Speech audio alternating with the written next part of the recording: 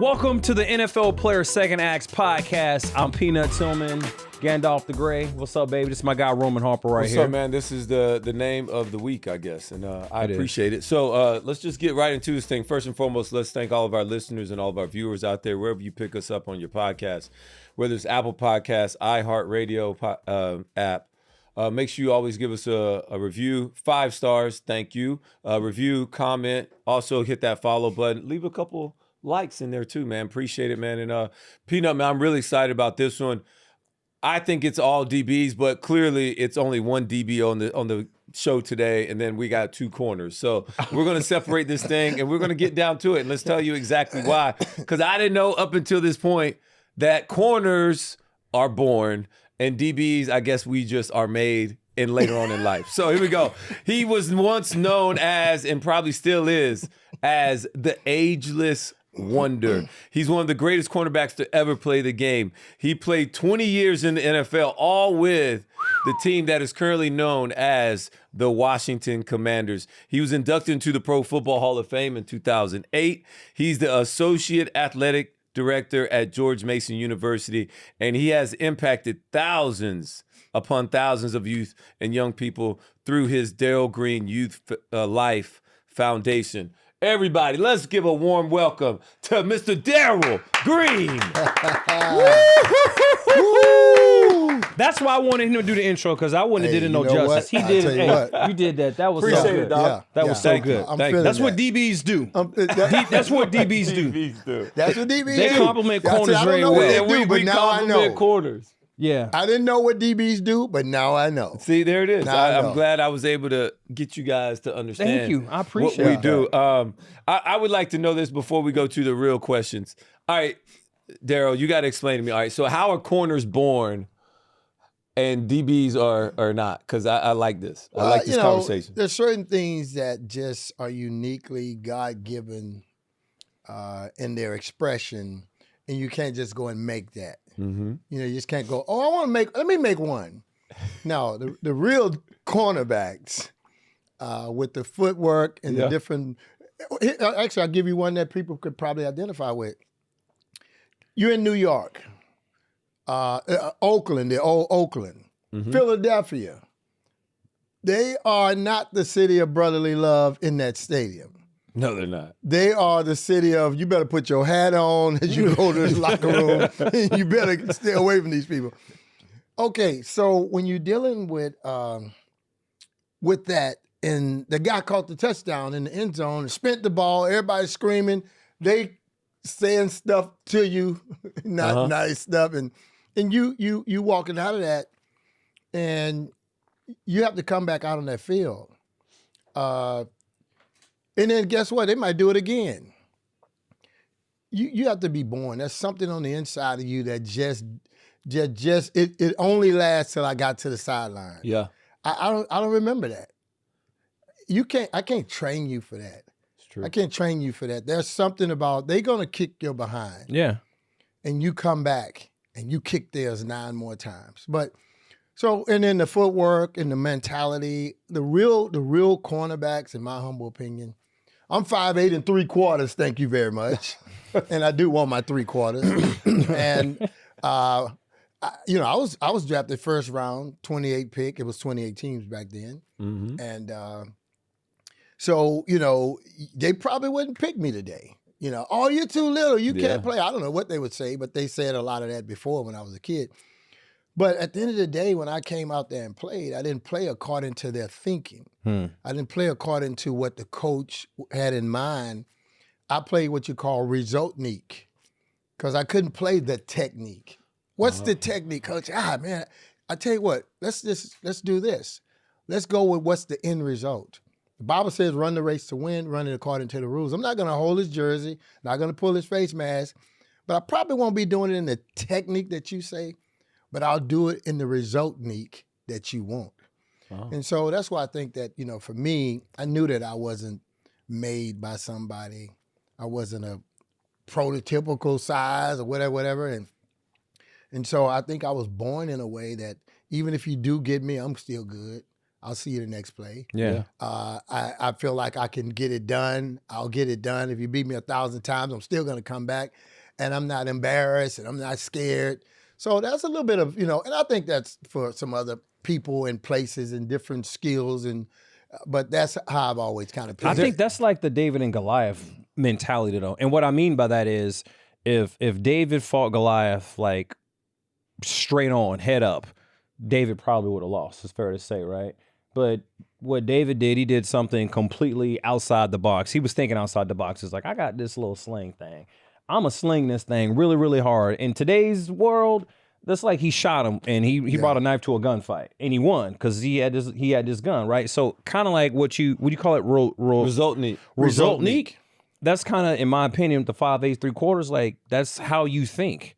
Like, I'm not going to do it your way. I'm going to do it within the scheme. I'm going to do it my way, and we're going to get some results. I think that.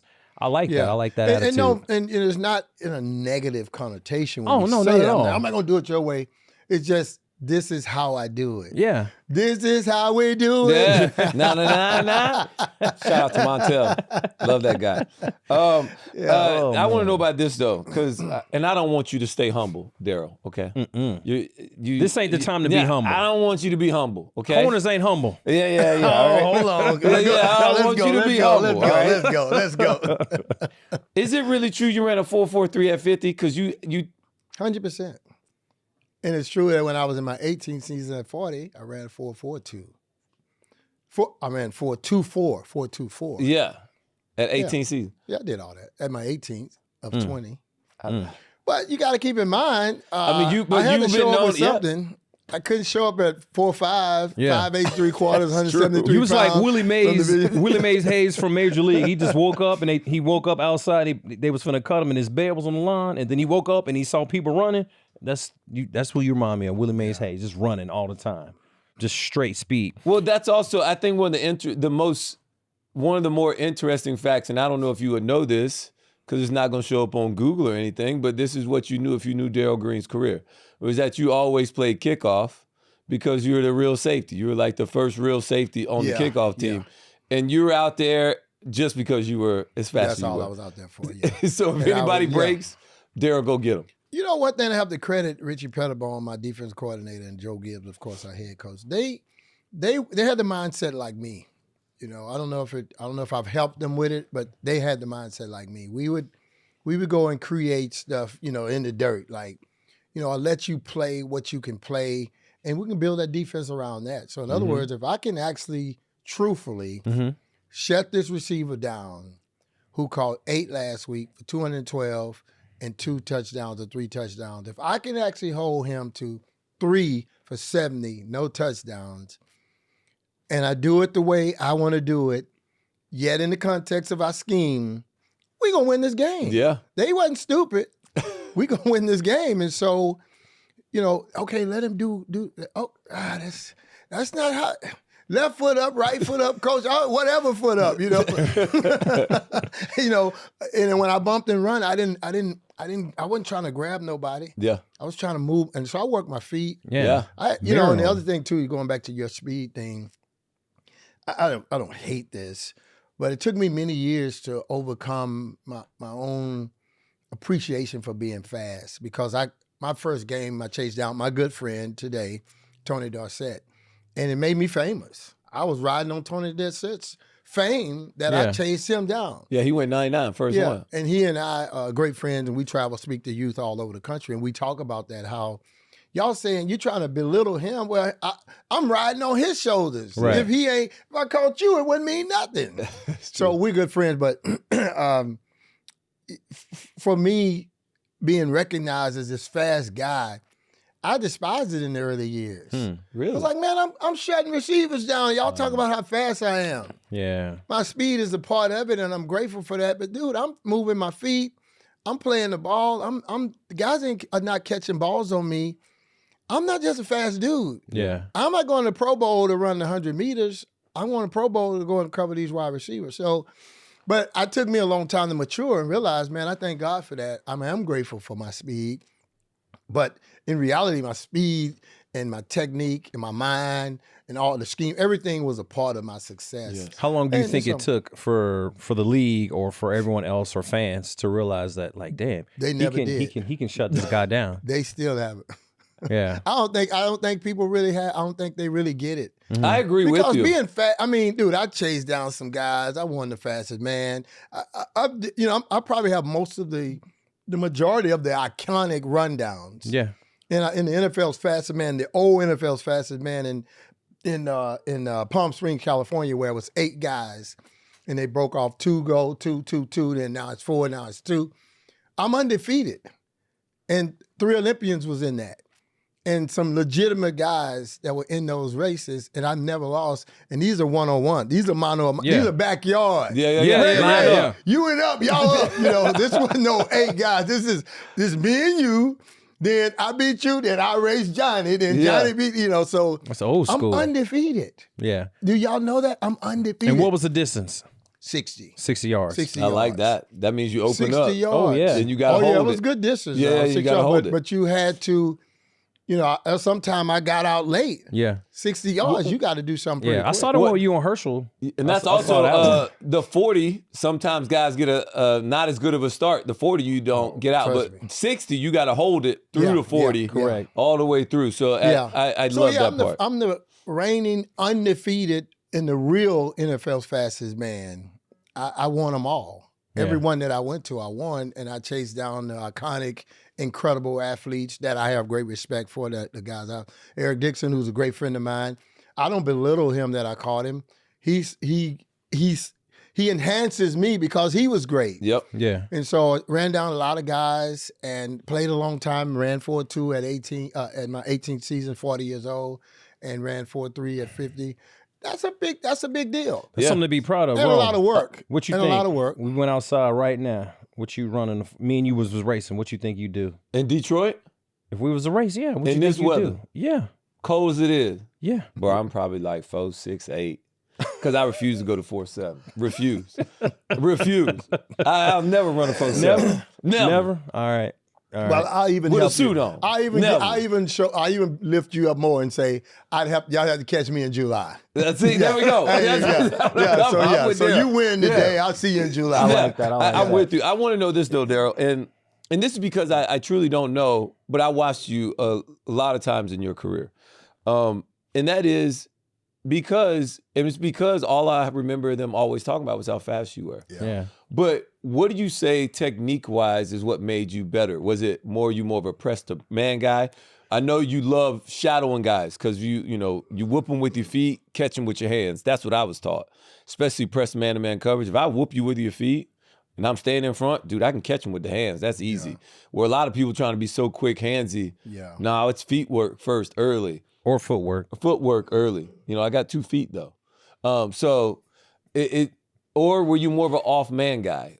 Off coverage? Which one would you like? Well, the key would be, for me, because you weren't the biggest either. Yeah, I pride myself in being great in both. Yeah. I don't want to be a disadvantage if I'm playing off on the left side, on the right side, off on the right side. I want to play because I cover the man. Yeah. So he can line up in the slot, left, slot right, outside left, outside right. It doesn't matter. I got you all day. Mm-hmm. So whatever the route, wherever you line up.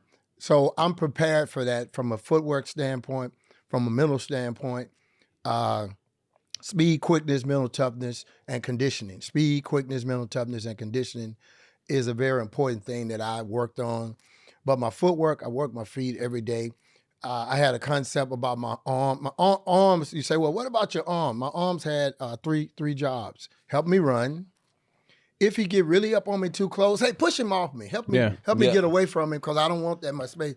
And then go back and start running. And then when the ball comes, try to play the ball. So if my arms grabbed you or did something, I'm like, excuse me? I don't think I asked you to do that. Yeah. You don't grab him. You don't push him. You don't just put yourself, like this young kid put his hands on the guy's shoulders. For what? Why you putting your hands?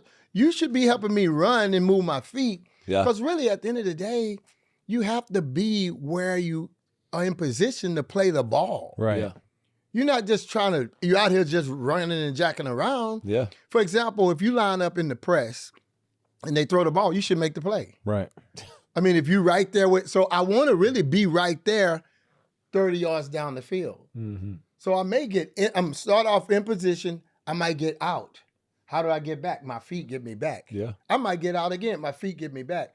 And then when the ball shows up, I'm back where I wanted to be. But that was a lot of work, a lot of technique, a lot of focus, a lot of understanding. And I will say this, I watched a lot of film, but I watched 75-25. 25 him, 75 me. Because I got something that I'm planning to do that I've been working on that is important to me that I think will help me beat you. And I'm going to focus on that a lot. I'll get you. Okay, his routes, his speed, his quarterback, I got that. Yeah. That's what they do.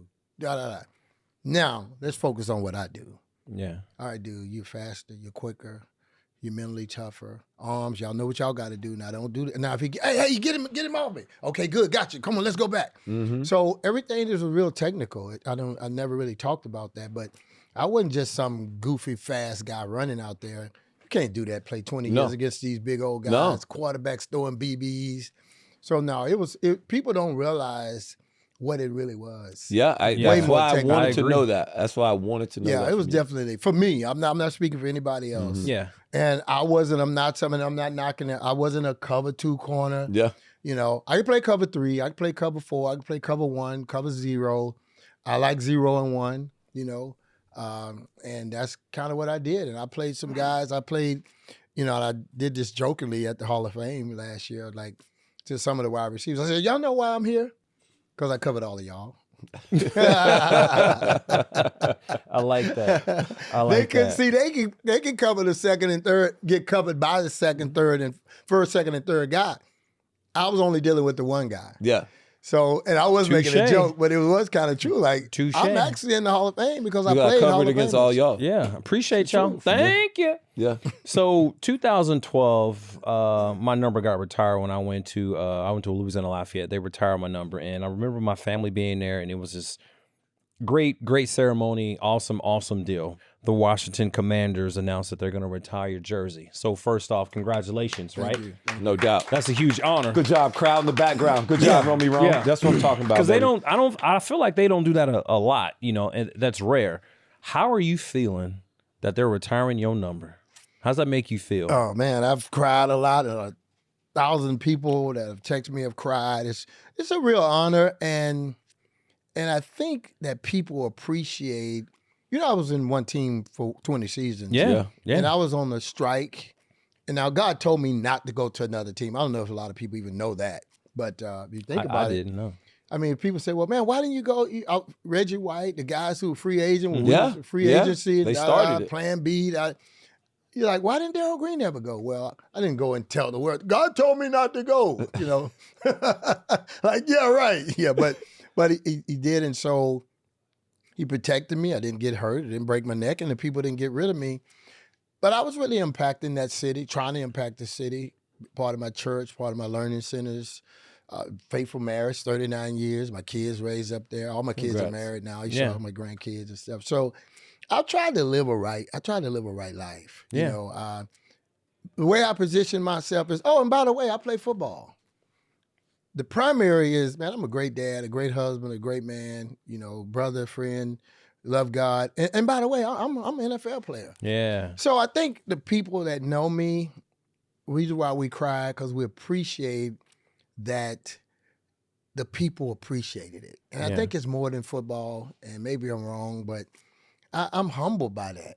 I came there, gave my whole life there, met my wife there my rookie year, and been faithfully married all those years, and didn't chase the women, didn't chase the money, wasn't out there whoring around and crap. I went to work, brought my butt home, cut the yard, ride the bikes, and served and did what I was supposed to do. And to come back and they say, man, you're one of the greatest players and community guys. Dude, I mean, it's not just that I played corner. Yeah. I don't see this as that. I think it's more. And I believe it's more. And I'm humbled by that. This team was the last team to get an African-American player, Bobby Mitchell. I met him. Mm-hmm. He's the Jackie Robinson. When I came there and sat down with him, it was a real honor to come to Washington, D.C. and play in the shadow of his beginning, the storied team. And then as we went on, we had Doug Williams win the Super Bowl, Theismann. You know, we went to Super Bowls. Joe Gibbs was a great man, great community. We had something very special. So I'm humbled by this new ownership. Yeah. You know, Josh Harris and Mitch Rails, the guy we right in his backyard, Magic Johnson. Yeah. You know, these guys, and people don't know, I've had nothing to do with the Commanders, Redskin Commanders, since I retired. So these new guys come in and said, "Hey, wait a minute, Darrell Green." And fortunately, they were from that area. Josh moved to Philadelphia in that area, but the other guys are local. I know all the guys. I've been knowing Magic 35 years. So these guys appreciated Darrell Green. Yeah. And here I am. I'm disconnected from the team, and not in a bad way. I mean, I work with youth, so I'm all over the country. Yeah. I'm everywhere. So, I mean, I got a life. They have a life. But to bring me back and acknowledge that, man, But you're one of the core faces of the franchise, though. Like that's gotta mean something. I know you might not. No, and I do appreciate you haven't that. been affiliated with them Yeah. probably since retirement, but True, you're true. Hall of Famer. You know, like you're a pillar in the community. Like you represent them well. Yeah. So I think that speaks for itself. Like you are the him. only difference is, only thing, and you're 100% right. I'm not going to go and tell you, hey, I'm Darrell Green. Right. If you don't acknowledge it, I keep rolling. I keep rolling. But I'm humbled and I am grateful that they do. They just got here. They say, man, look, one of our first things we're going to do, we're going to acknowledge you. I mean, so I'm very grateful for that. Where were you at when you heard the news? So y'all don't know the whole story. So my wife and my son was interacting with them for the last few months. Oh, so they were in on it. It was and we almost got divorced over it. All right, hold on, you in there talking on the phone? After 39 years, you sneaking around? They gonna kill us at 39 years, you know. So and then the day I was supposed to go over to the facility, I was like, hey, I got something I'm going on. She said, no, you got to go over here. Like, I ain't going nowhere. I got to go. I got a meeting to go to. So thank God that she didn't let me break her and say, man, forget this. We trying to surprise you. You know, like you said, Dad, forget it, Dad. Yeah. We were trying to surprise you anyway. You mess it all up. Oh, my gosh, man. I was so glad. I say, honey, I love you to death. You're the best. It was the greatest moment. All my kids were there. Oh, that's awesome. And so they came, and the grandkids were there. And it was special. That's cool. Special. And I say all my kids, just in case my daughter in Houston is listening to this, it wasn't all my kids. Her and her husband and their kids wasn't there. And so, but anyway, yeah, that's how they told me. Yeah. But they had worked for months working on this, and then it was just, I was totally humbled. So they tell you at the stadium, or was it we were at the facility. At the facility, okay. So I'll tell you how they did it, and you can find it because it's probably out there. Yeah. I went, and they were telling me to do a video for these draftees. Gotcha. The draft picks. Yeah. And so I'm gonna say to them, you know, the importance, good luck, the Redskins, the Commanders, Washington, D.C., you know, just, hey, this is a big deal, You worked all your life for this. And so I'm reading through it. How is that, you know, you're reading the teleprompter. Oh, they had your own teleprompter, and then they put it in there? Then they said, okay, well, that's good. Hey, we just got one last one. Hit this next one, and we should be good. And I read that I'm going to be retired. And I did you finish reading it, or did you just kind of stop? I did not stop. I'm like, what? Yeah, it was really, I have to give them credit. It was, and again, dude, they put a lot of thought and energy in a lot of people. So I was humble. I was it brings me to tears in a lot of people as well. And I appreciate that because people know who I am. Mm-hmm. They know what I'm about. I'm not that dude, you know. I'm just a guy down the street, just grateful to be alive, have a family, and you know, just to digress, football, I started football in 11th grade on JV. I made the varsity. I walked on at Texas A&I, NAIA. I left after one semester. After the start of the last game, my buddy got killed in a car wreck. I was supposed to be in that car. I left, went home, no grades, 0 grades. A year and a half later, I came back, but I'd got 12 hours in community college. New coach let me walk on again. 3 years later, I was a first-round draft pick. That weekend I got drafted. The next weekend, my best friend, Clem Greenwood, hung himself. The guy that got in the car, that was my second best friend. His name was Darrell Green. Clem Greenwood was my second best. When my parents got divorced in 6th grade, I met them at the new school and knew them all my life. One gets killed. I was supposed to be in the car. One dies and hung himself when I got drafted. So my life wasn't all just peachy cream. And we grew up in the projects, food stamps, all that stuff. And so I came from that broken home, all that stuff. And so next thing you know, I'm in Washington. Like, you think you surprised? I'm surprised. How in the world I get to be in the NFL draft? Yeah. I wasn't all that, Now, we won the state in the mile relay my senior year. I ran track in the 12th grade, and I ran track in the 10th grade. I played football in 11th grade JV, and I played football my senior year. So we won the state, so I had some success in that. I think I made all district at corner, even as a one-year player, but I wasn't somebody's, hot item. So, but I walked on and had fun. Yeah. But that tragic happened, and I just went back. I had no clue I was going to be in no NFL. I didn't even dream about it. I didn't dream about it, think about it. It's not even real. I never even thought about it. Was it real or not? Yeah. It wasn't real. I never thought about it. So next thing you know, I was in the NFL, and then as a Christian, I could hear God speak. And then when he told me not to go to another team, fine, I'm gonna stay here. Next thing I know, it's 20 years. But it's pretty crazy, man. But I got a great family, great marriage, great wife. So Talk I'm about humbled by that. About those 20 years. I want to know if you're aware that, which I think you may be, that you're on hold the record for the most seasons with an interception at 19. Yeah. And the only one you didn't get was your very last one. How close were you to getting one? Or your last year. Like, and how much do you still hold on to this? Oh, no, I don't hold on to it. Okay. And what's funny about it is a guy named Mitchell, he was a linebacker. In my last game, I wasn't starting, but I was playing nickel. Right. I was in there. I remember that. And I got an interception. And here it come. Bow! He that hit you. linebacker knocked the crap out of me, and he caught it. Here's the bad part about it. He died a little bit after that. I was at his house with his family. That painted ball was on the thing. And I looked, oh my God, that's my ball out there.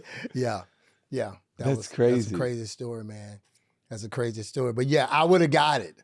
I would have had 20 interceptions, one interception for 20 years. But even 19 is still. It's still a great record. Is that a record? Yes, it is. Oh, That's a God, record. yeah. Okay, yeah, No okay, one- so that's a record. Corners ain't playing 20 years. Yeah, so that was pretty cool, man. Pretty And you played interesting. 20 years when the NFL was real. Yeah. You probably would have played you'd have played longer. How long did Tom Brady play? Well, Tom 20 something. But that's totally different. I think probably just the way they don't practice and don't hit and stuff. Man, You'd have knocked out 25 easy. I think you could have knocked out because 25 I quit. easy. I didn't get cut. Yeah. I didn't, I was still playing. Here's what I want to know. The very first game I ever started, it was my fourth game of the season. We played Oakland. My coach comes over to me and was like, Peanut, that was my rookie year. He goes, Peanut, you starting this week. You going against two future Hall of Famers. You going against Jerry Rice and Tim Brown. Now, don't be in there effing up. And he walked away. And I was like, all right. And then as soon as he walked away, I was like, I gotta start. And it was this great feeling for me, right? What I want to know, give us a story about some of the greatest battles you had with Jerry Rice and some of the, the Michael Irvins and some of these all the big time receivers that I grew up watching. Yeah. The Andre Reed. The Philadelphia had two of the boys back in the day. Mike Quick. Yeah, Quick. Yeah. What was Irvin Fryer. Irvin Fryer, yeah. Number one overall Harold pick. Carmichael, 6'8", taller than me. Yes. I started off against him. Well, it started off Monday night. I'm from Texas. Yeah. We playing the Dallas Cowboys. On Monday night, my Redskins at the time had just won the Super Bowl. They beat Dallas in the championship game just a few months before. Yeah. And we're going to kick off. I'm the new guy. I'm on the field. I'm thinking that week. Now, they told me on Monday that I would start. We had a training camp. Hey, we starting on Monday night. You starting. So the previous Monday, they telling me, oh my gosh, I'm starting the Cowboys. I want to get Drew Pearson's autograph. The receiver that I'm matching up with him. I'm matching up with him. Tony Hill is on the other side, Drew Pearson. Tony Hill was the number one. That's so funny how we all grew up having these heroes, and all of a sudden we play them. Dude, it's crazy. It's crazy. So I'm thinking Monday, I want to get his autograph. Tuesday, I want to get his autograph. Wednesday, I hate him. They didn't dump. See, this is back, and this is where we're going to get back to. Commanders, we're going to get back to that, where the Cowboys, beating the Cowboys means something. Where half the team, half the fans are not Cowboy fans in our stadium. Yeah. Half the players are not from Philadelphia in the stands. Half the Giants, it's going to be us in our own stands. I'm telling my people that. I hope they listen to y'all show. Y'all better be listening. Y'all better be. You can look right there. DMV, I hope you're with us. Yeah. We're going to take our place back. Anyway, the Cowboys. I didn't know. I knew nothing about a rivalry. I'm from Texas. I don't know anything. So they baptized me in this. I don't want to get nothing from this dude. Forget him. He got in the Hall of Fame about 3 years ago. Yeah. I told him his story and got an autograph from him. Oh, okay. I had never talked to him. That was going to be my next question because really? I know he's in the Hall of Fame now. So did you ever? You held this for 30 years? I told him the whole story. Held it for 30 years. And what was his reaction? Well, he told me that I busted nose in the game. I don't remember that. And he also told me something. This is bad to say. I'm going to say it anyway because we all love, if you all, anybody have to do with the NFL, you love Tom Landry. But he said Tom Landry kind of blamed him for me chasing down Tony Dorsett. You didn't get the block. Come on, man. You couldn't block me. I'm gone. I'm out running everybody on the field. So I don't know. He did tell me that, but yeah, that was a really unique thing. We went 14-2 that year, my rookie year, and we lost in the Super Bowl. But it was a fun year. But I got introduced to the Cowboys receivers, Philadelphia, as I said, Mike Quick, Roy Green, and because Arizona. Oh yeah, that was Arizona. Yeah. St. Louis. Yeah, St. Louis Cardinals. Was in our league at that time. So I don't know if they drafted me for these guys, but I matched up on all these guys. Roy, Mike Quick, Tony. Well, I ultimately went to Tony here, but I was on Drew. The Giants didn't have anybody. They didn't have a premier receiver. But I started off pretty much early on matching up with people. Definitely the second year, matching up with the guys. And so, it was a lot. To me, Who was the toughest? I had a lot of fun when I played. I had fun. I was a fun guy. I wasn't cussing and screaming. And let me just tell you this, Jerry Rice. You mentioned Jerry Rice. The attributes of wide receiver: route running, hands, heart, speed. Those are the things that are important. And you start to say, well, who has the highest calculated number of, he's a 10, he's a 7, he's a 6, he's a 4. And then, he's a 7, a 9, a 9, and a 6. So the numbers add up. So Jerry Rice equal out the highest numbers to me. Mm-hmm. He's a low speed, but route running, he's high. Hands, he's high. And heart, he's high. Mike Irvin's is hands, heart, way up here. Speed, he's low.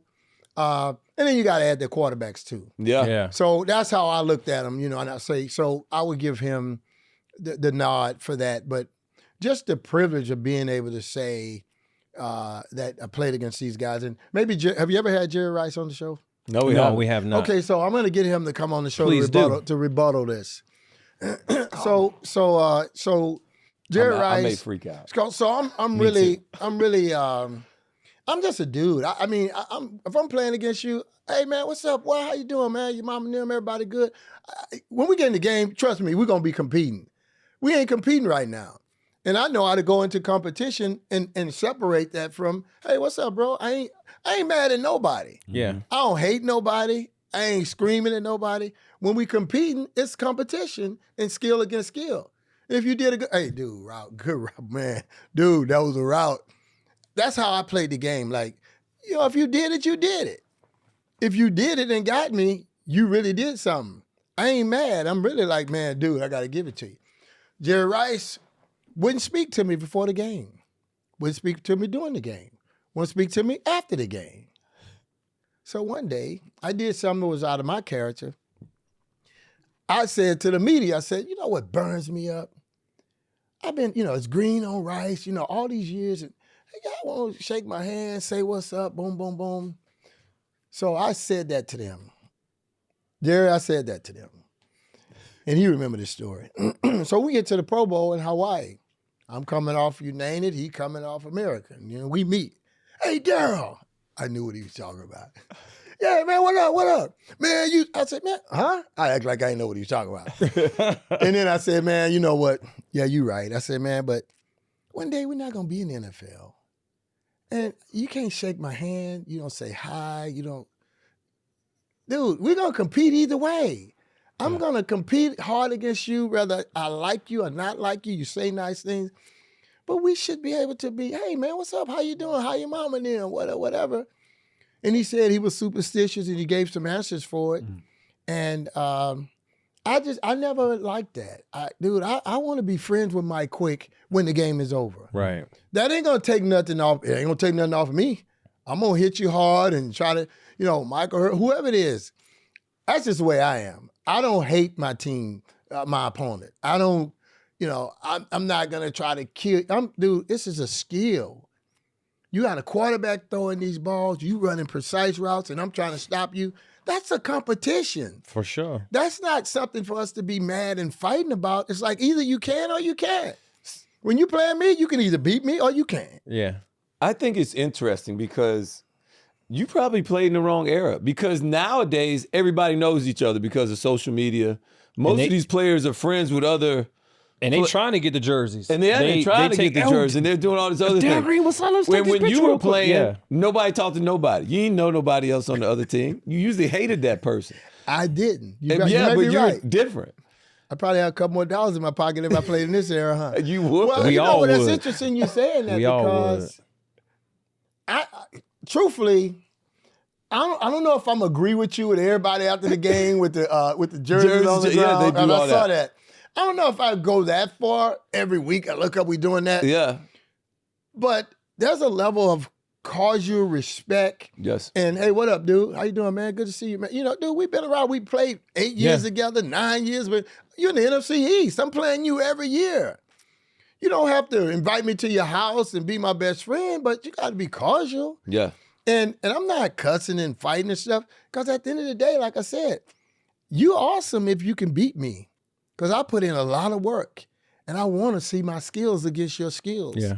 And I'm fortunate, too, because I'm probably one of the only guys got to match up in an era, and the Dion came later. Yep. But a lot of the other greats, they didn't match up. No. I don't think Woodson matched up, and Aeneas may have matched up a little bit. Aeneas also transitioned to the slot, too. He did. And he went to safety as well. Yeah. Aeneas, you went to safety, Aeneas. I never That's did. one of my closest buddies. I love Aeneas. I in the love world, Aeneas. man. That's my guy. Yes. But no, it was a unique. It was kind of, as I played, and I'm kind of a guy. I'm not really famous and stuff. I'm not out there. I'm not as popular as other people, but people don't really know how, and you guys are getting a little bit of it out of me, but yeah, the way I thought about the game, the way I approached it, what I thought about the players, and the confidence that I had. When I played Randy Moss, I was scared of Randy Moss. That's back when he's mossing people. Played Moss too. Randy Moss is incredible, but I'm pretty good too. You got to play the man. You got to guard the man, not his reputation. Exactly. That was something Gil Bird. Gil Bird. That's my draft. That's my draft class. Yeah, Gil coached me in Chicago, and that's one thing he used to always say. You gotta guard the man, not his reputation. Dude, don't be scared to play anybody. Gil's, that's my guy. Gil was a good player out there in San Diego too. Yeah. Gil used to drop those gems. San Diego. Speaking of the draft, San Diego had like 3 first-round draft picks. Gary Anderson, I think his last name was Anderson, Billy Ray Smith, linebacker, and Gil in 1983 draft. And you can look that up. I think I'm right. 3 first-round picks in the draft when I came out of. And Gil, I think Gil was one of those, Yeah. That's my guy. That was, Gil was a good dude. I want to ask a question real quick, though. So I know you at George Mason University, assistant athletic director. Associate athletic. Associate athletic director, excuse me, apologize. What's been one of the most gratifying feelings you've had having that job, being around the youth and other young athletes? That's really all I'm really interested in, as young people. That's what I do every day of my life. But I'm more, I'm everywhere from elementary school through college. But unfortunately, it's a lot of business trying to raise money and so forth. But I do get a chance to participate and interact with young people. That's my life. That's what I love, and it's really tough because everybody wants you to be the next this and next that, and I'm gonna be this, I'm gonna be that, and sometimes people forget about just really living. Just how do you live? What is it like to be a man? Just to be a friend, be a son, And so I enjoy it from that vantage point. The other parts of it, people like me, you can have, but I do enjoy that. And you get with young people and they want to know, hey man, how can you do it? What do I have to do? And then sometimes they don't want to know, and it can create a lot of problems for people. And sometimes the problem, now my brother, I had a brother who, I think he died of drug overdose. I'm not sure, but, my father was an alcoholic and all that stuff. They got divorced. I lived in all that stuff. And so I'm really more passionate about young people, of all types of young people having a chance to be successful. Give them a shot. Give them a chance. Yeah. Give them a chance to win, and don't lock him up. Don't kick him out. Yeah. Give him a shot. Let's talk to him. So I like to be the guy that they talk to. Nice. Do you feel that your wisdom that you've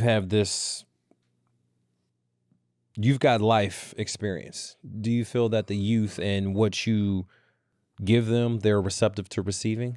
Yeah, I think so. Now, what I do as a company I work with called Centene, Centene, they're a large managed care company in this country, and we partner with the Pro Football Hall of Fame. Okay. And so we're all over the United States every week, every month. I just got back from Ohio with youth, and so I call my gold jacket a key. And what do you do with your key? You open your door. Yeah. And then as you walk into your house, what do? You throw your key. So I take my jacket off and throw it down. So I'm here. I'm home. So when my key gets me in front of them. And what's unique about it, whether it's media or whether it's that gold jacket, I'm not sure, but it's not like I have a generation gap. I'm in. Once I get in, and then now when I start talking, my story, they find familiarity in it. Yeah. Because really, there's nothing new under the sun. Oh, I grew up over here. We did too. So come on, trust me. I don't care if you're rich or poor, black, yellow. Trust me, if you're breathing a human, you got the same experiences. Yeah. Yeah. We all got some struggles in there somewhere. You got struggles. I don't care how rich you were, how great you were, where you went to school. If you're alive, your headache is just like my headache. Yeah. You need an aspirin just like I do. You get to stomp your toe just like I can stomp mine. So that's the privilege that I get, is that I get to use that key, this childhood game that I played that gave me this level of recognition to access these young people and adults on many levels. And then from there, if you got something to say and some wisdom, then it works. All right. Tell me this key that you keep talking about. I think it's opened up and it's continued to pour into so many others. And that is through your Darrell Green Youth Life Foundation. How did you come up with it, first and foremost? And then what was your initial goal or thoughts that you thought you would do? And then tell me one thing that you're like, questions? I know, but like, I'm trying to build the whole practice. But it's like, I want to know how it came about, what you initially wanted it to be, and then what it's turned into. All right. So I got to Washington, D.C. I would drive over to D.C. We live in Virginia. I drive into D.C. What I learned through time and knowledge is that if you support and volunteer and help people as a child, you'll do it as an adult. That's true. So we did it. I did it because my mom would grab my ear. Take that food over there to these people. We were poor too. Like, take that over there. Like, you get over there. But even if you're forced to do it, you'll do it as an adult. Yeah. It's in you. So in D.C., I'm trying to work with kids. I actually joined the recreation department. They didn't pay me. I'm on the team. We doing all this stuff, Christmas events, all these different things, and you're getting to meet all these little kids. Man, he needs a diaper on. He needs a jacket, man. That lady smell like she been drinking. So I'm out there. Yeah. I'm out there. Even though I came from it, you don't see it when you're in it. It's true. But I'm out there like, wow, this is crazy. So one night I drove home a road called George Washington Parkway. I just started crying. It was Christmas time. That kid didn't have the right clothes on.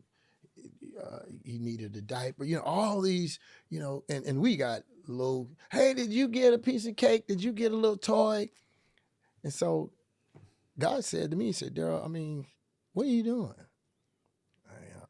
I'm going out here. I knew I wasn't doing nothing. I ain't doing nothing.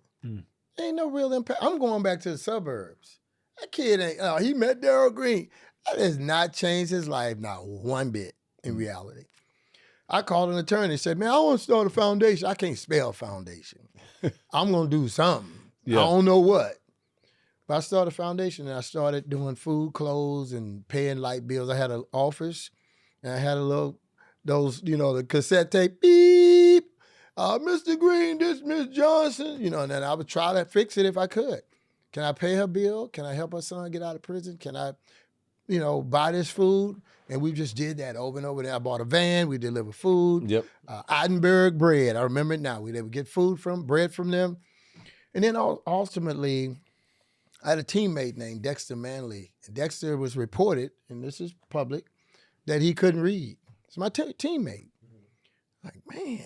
So I'm thinking, when I was in school, kid couldn't read, go up to the blackboard. That day, the teacher's going to put us to the blackboard. That kid starts screaming and creating a problem, throwing spitballs, pull a girl's hair. Because if they say that you so silly is better than you so dumb. Yeah. Because when I go up there, see, Mike, man, you dumb. But you being something silly, that's cute. Yeah. So I started thinking about the academic side. Then I thought about the fact that we want food stamps, free lunch, free housing. So I'm thinking about academics, education. I'm thinking about provision. Now I'm thinking about morals. I'm Christian. I understand biblical processes and principles. So now I understand how to live. And so at the end of the day, you think about homeschool, church, and government. The home really can do it all. You can teach your kids, don't even go to school. They can be homeschooled. They can provide for them. You can and then you can go to church or you can do church at home. And then, so when I looked at that, I saw the deficiencies in these children, where the government is saying, I remember, I think it was George Bush, welfare to work, but I grew up where people lived in the projects for 3 generations. Yeah, they did. Poor generations. And so I was on food stamps. And my mom and them provided the love and nurture. So that's what it is. It's love and nurture. Provision, that's government. School, that's school. And then the church. That's really the 4 institutions that support pretty much human beings in American soil. And when there's a deficiency, then one take more than it can. The government take over more. The church might do more. Well, I am with the learning centers. Now I create these centers, say, I want to get the kids in here and I want to be able to manage that. So I'm going to marry mom and be the other provision that she give the love and nurture. We'll give the provision. We'll give the academics. We'll teach them biblical principles and we'll help raise this generation back up. So that's how I created the Youth Life Learning Centers. Presently, the learning centers are in Richmond, Virginia, not in the D.C. area, which I'm sad to say, and in some parts of North Carolina. Maybe one still left in Tennessee. Used to be Florida. But the other bad part about it is it's very hard to raise resources for poor people because they're trying to say, what do I get out of it? What do I get out of it? Sometimes the sponsors won't help you. And they were very hard on me to say and scrutinize me about how I gave or if I spent too much money on them. Yeah. I'm going to spend the money on them. All of it. These people need this, they need that. And then, well, you went across the budget. So you're not going to give it to me? I'm not putting it in my pocket. I'm just trying to help these people. So I live with a lot of frustration, but I did that my whole adult life. So yeah, that I just took advantage of the revelation, respond to the revelation that I had going down GW Parkway. Didn't really know what I was doing, but then when I pull it all together with this concept, it's a human concept. Mom and dad for love and nurture, government for food and provision, roof over your head, church help you learn morals, and the school support you academically. That's like alphabets. That's ABC. That ain't no brain surgery stuff.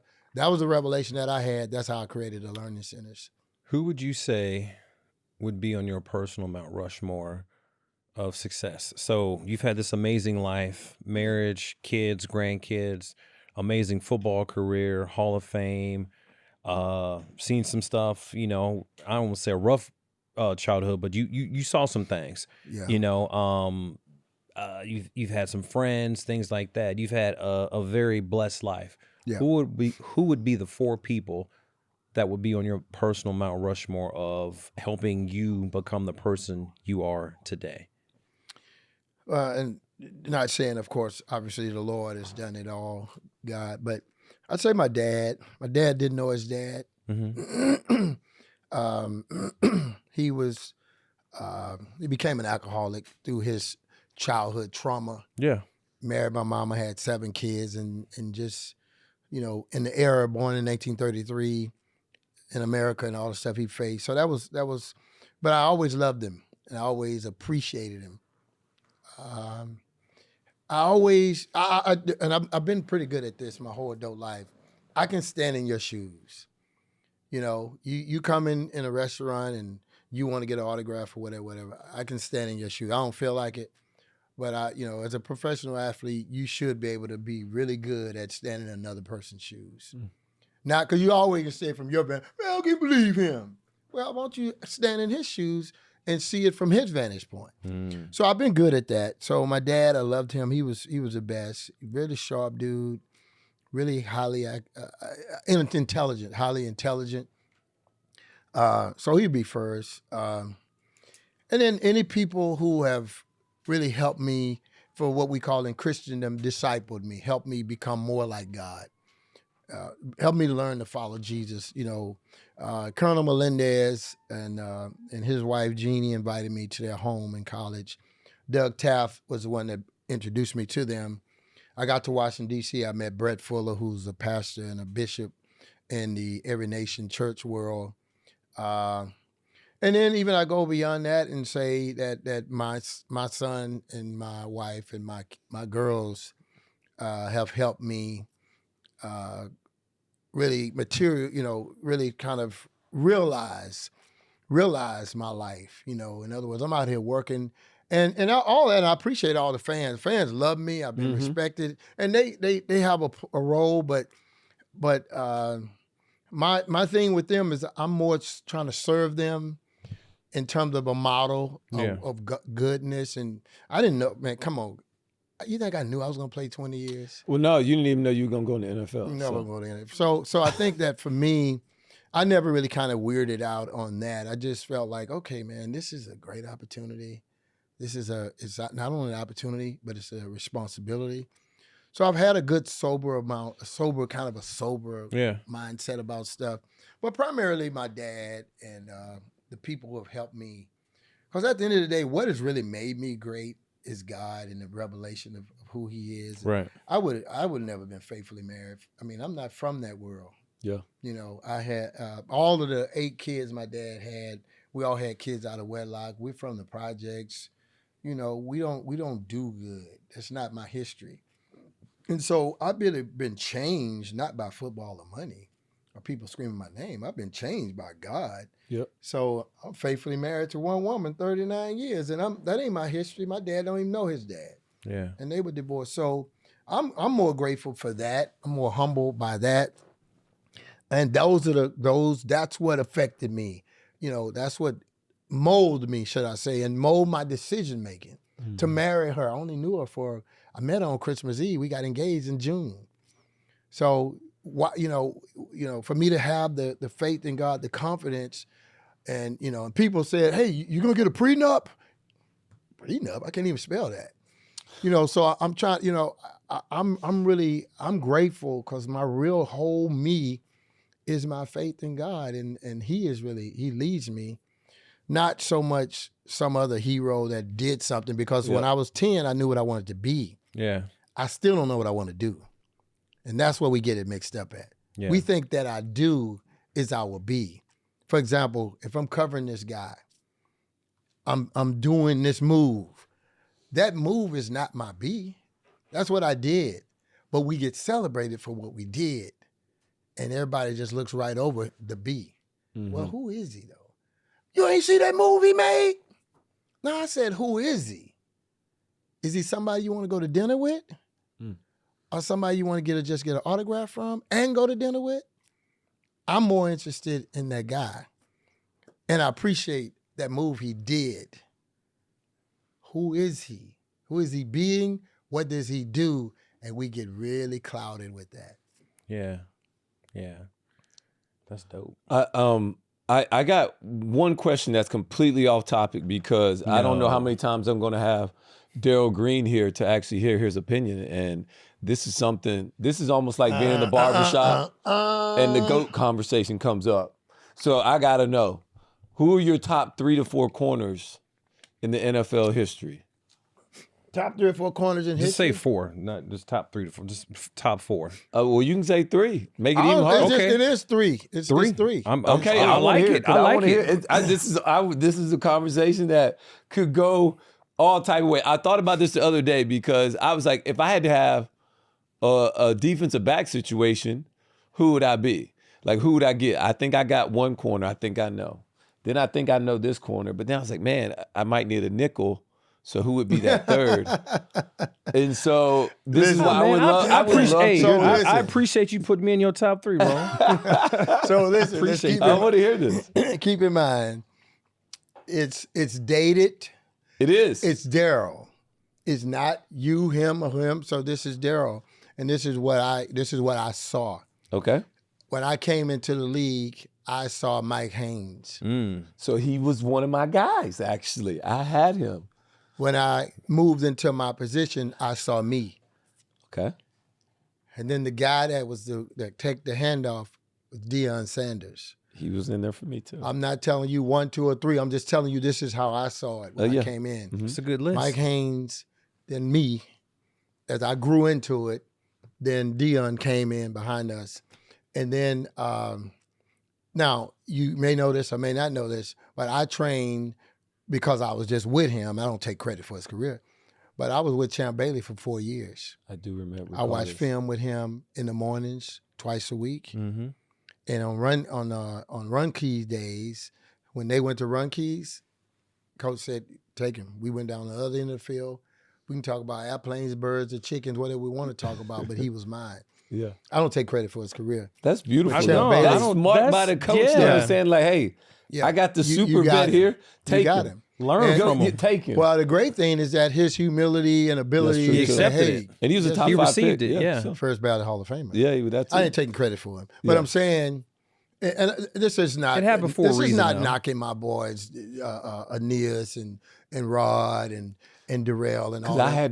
I might have put Aeneas at the slot. I was thinking about Aeneas. And this whatever we say is not to belittle the other guy. I agree. I'm just telling you me how I came in. Man, Mike Haynes, that's my guy. Then I felt like I moved right in. And then I feel like Deion moved right in. Yeah. Now somebody could say, well, okay, well put him. He's first. I don't really care. It doesn't matter.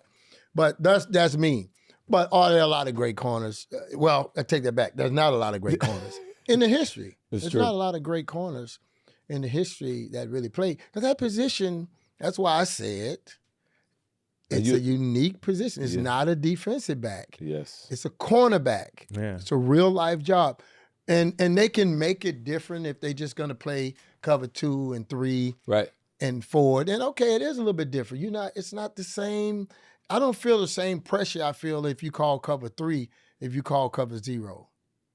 Zero's that heat. You telling me 0 is 0. That's that heat. It's 0.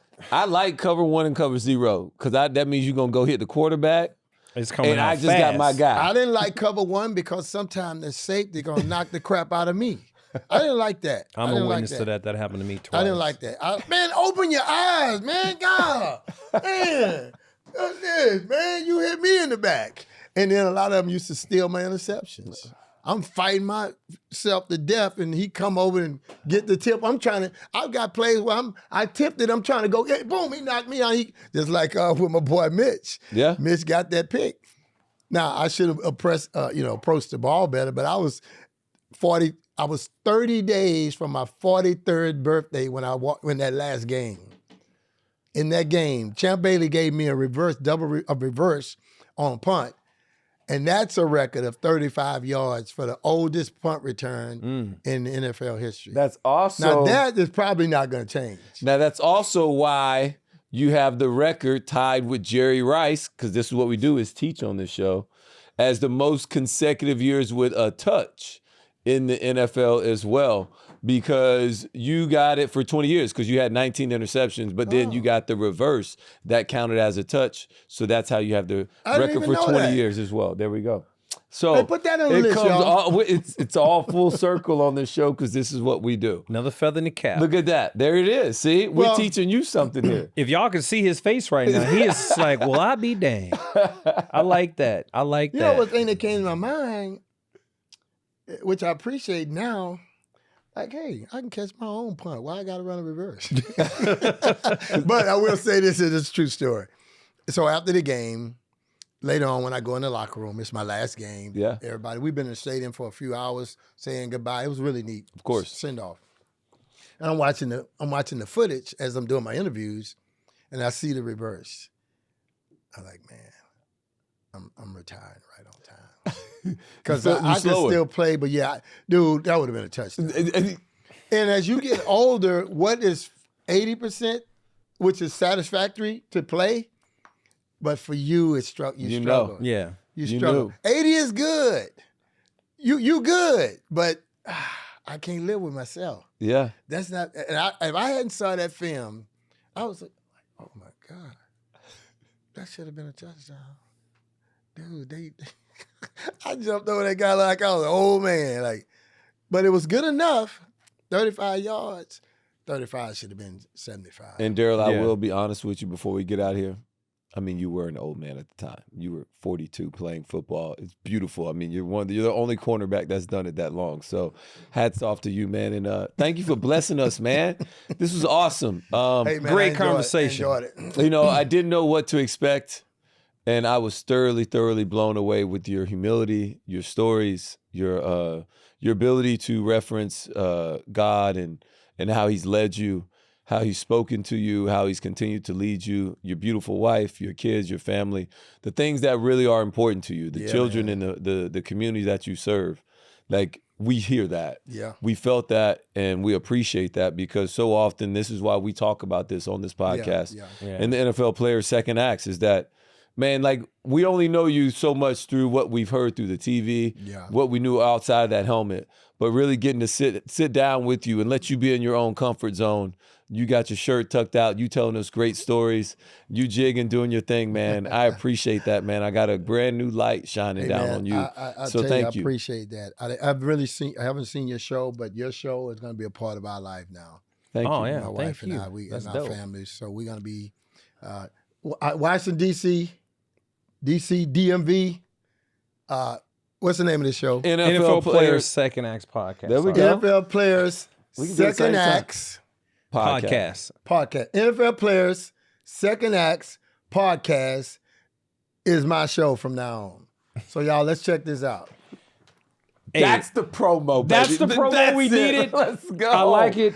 Hey, thank you for blessing us. Hey, thank y'all for tuning in and listening.